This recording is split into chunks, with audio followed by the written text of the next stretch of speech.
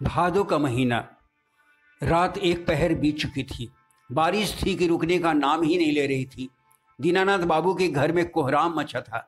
उनके शौ के पास बैठी इकलौती बेटी चंपा के आंसू थम नहीं रहे थे। गांव के लोग वहां एकत्र होकर अपने अपने तरह से समझाने की कोशिश कर रहे थे। तपेदी की लंबी बीमारी के बाद 90 वर्ष की उम्र में दीनानाथ बाबू ने हमेशा के लिए आंखें मूंद ली थीं। वैसे बेटी दामाद ने दवा दारू और सेवा शुश्रूषा में कोई कसर बाकी नहीं रखी, मगर जाने वाले को कोई रोक नहीं सकता। कोई 7-8 घंटे से अधिक का वक्त बीत चुका था। प्राण पखेरु निकले, मगर दाह संस्कार का रस्म रुका हुआ था। दरअसल सबको चंद्रिका के आने का इंतजार था। अब मुखाग्नि तो उसे ही देना था।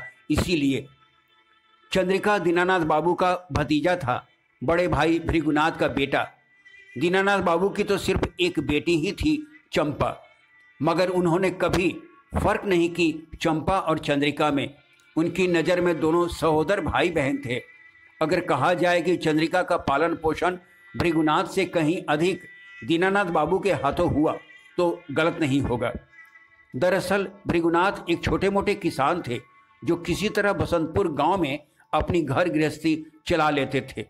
यही कारण था कि चंद्रिका की उम्र जब पढ़ाई लिखाई की हुई, दीनानाथ बाबू उसे अपने साथ टाटा लेते गए, जहां वे स्वयं नाजरी की नौकरी में थे। आज चंद्रिका पढ़ लिख कर एक बड़ा वकील हो गया था और अपनी पत्नी बच्चों के साथ शहर में सुख का जीवन बिता रहा था। मरने से पूर्व दीनानाथ बाबू की बड़ी इच्छा थी चंद्रिका से मिलने की। जाने कितनी बातें समझानी थी उन्हें। इसलिए रह रहकर बेटी चंपा से पूछते रहे चंद्रिका आया कि नहीं, मगर चंद्रिका नहीं आया और दीनानाथ बाबू अपने मन में ये इच्छा लिए ही हमेशा के लिए चले गए इस दुनिया से। मन की सारी बात मन ही में रह गई। बेटी चंपा ने न जाने कितनी चिट्ठियां लिखी। एक बार चंद्रिका आया भी मात्र एक दिन के लिए, लेकिन शहर में काम की अधिकता की दुहाई देकर पुनः आने का भरोसा देकर वापस चला गया। हाँ, जाते वक्त चंद रुपये जरूर दे गया बहन के हाथ में इलाज हेतु, मगर उसके बाद कोई चिट्ठी पत्री नहीं आई, ना ही कोई खबर ली। चंद्रिका के नहीं आने से दाह संस्कार में हो रहे विलंब को देख गांव के तिवारी जी ने चंपा के पति सरजू से पूछा, मेहमान जी, काफ़ी देरी हो रही है, कब तक शव घर में पड़ा रहेगा? बस चंद्रिका भैया के आने का इंतजार है, सरजू का संक्षिप्त सा मगर मायूसी से भरा जवाब था। उसी गांव के गणेश चाचा से रहा नहीं गया। बोले, पता नहीं खबर भी मिली है या नहीं, आप लोग किसी को भेज क्यों नहीं रहे?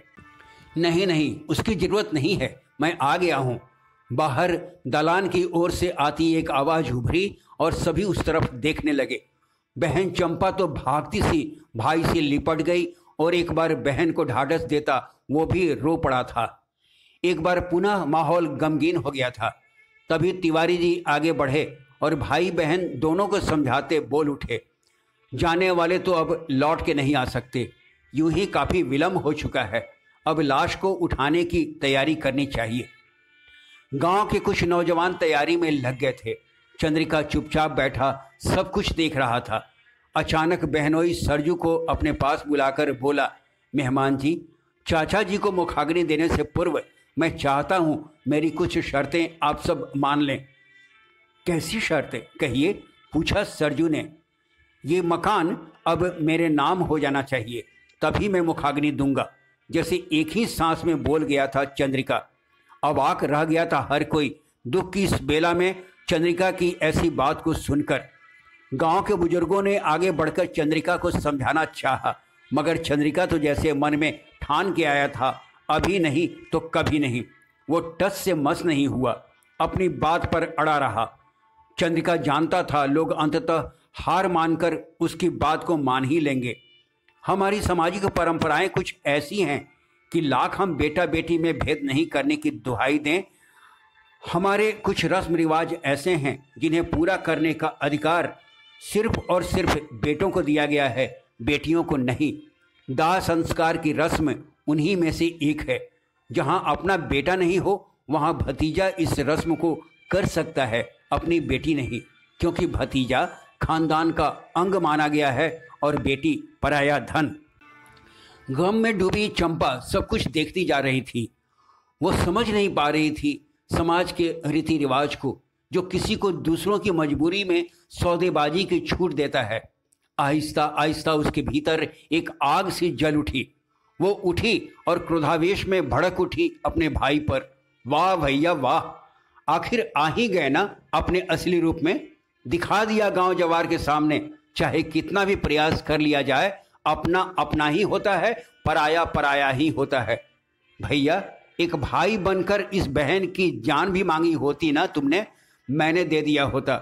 मकान और धन दौलत कौन सी चीज है, मगर तुम तो आज एक व्यापारी बनकर आए हो। सच कितने स्वार्थी हो गए हो भैया। मैंने नहीं सोचा था। तुम भूल गए, अगर बाबूजी ने सहारा ना दिया होता तो तुम कहीं के नहीं रहते। उस एहसान का बदला इस दुख की घड़ी में इस तरह चुका रहे हो। भूल गए तुम्हारी छोटी मोटी बीमारी के वक्त मैं बाबूजी रात रात भर जागकर काट देते थे। सच भैया, आज तक मैंने कभी नहीं सोचा था मेरा कोई अपना भाई नहीं है, मगर आज तुमने इसका भी एहसास करा दिया। इसलिए जाओ भैया, तुम जिस तरह आए हो उसी तरह लौट जाओ। मैं भूल जाऊंगी कि मैंने भाई माना था तुम्हें। कहते कहते हाँफने लगी थी चंपा। स्थिति बिगड़ती देख तिवारी जी आगे आए। नहीं बिटिया नहीं, हम तुम्हारे दर्द को समझते हैं, मगर ये वक्त टकराव का नहीं है, समझदारी से काम करने का है। जरा सोचो, सहोदर या चचेरा, चंद्रिका तुम्हारा भाई है और दीना भैया के खानदान का, इसलिए मुखाग्नि देने का अधिकार उसे ही है। सुबह से लाश पड़ी है, चाहे जैसे हो, काम तो निपटाना है। जरा सोचो, चंद्रिका अगर चला गया तो कौन देगा मुखाग्नि दीना भैया को? ऐसा क्यों सोचते हैं चाचा? बेटी चंपा अभी जीवित है, मैं मुखाग्नि दूंगी अपने बाबूजी को। तिवारी जी की बात काट बोल उठी चंपा, मगर तिवारी जी नहीं माने। फिर से चंपा के सर पर हाथ फेरते बोले, ना बेटी, यह संभव नहीं है। हमारी परंपरा कुछ ऐसी है कि कुछ रस्मों को करने का अधिकार बेटियों को नहीं दिया गया है। क्यों चाचा? आप ही ने तो बचपन में कहा था लड़का या लड़की दोनों में से कोई फर्क नहीं, फिर ये भेदभाव क्यों? चंपा का प्रश्न था। तिवारी जी असमंजस में थे, कैसे समझाएं वे चंपा को। बस इतना ही कहा, बेटी तुम समझने की कोशिश करो, एक भाई के होते तुम नहीं कर सकती ये सब। भाई? कैसा भाई? जैसे पागलों से हंसती बोली चंपा। मेरा कोई भाई नहीं है चाचा, और जिसका भाई नहीं होता क्या उसके पिता का दाह संस्कार नहीं होता? होता है चाचा, होता है। आज इस गांव में तमाम परंपराएं टूटेंगी। मेरे बाबूजी किसी ऐरे गैरे के मोहताज नहीं रहेंगे। मैं मुखाग्नि दूंगी अपने बाबूजी को।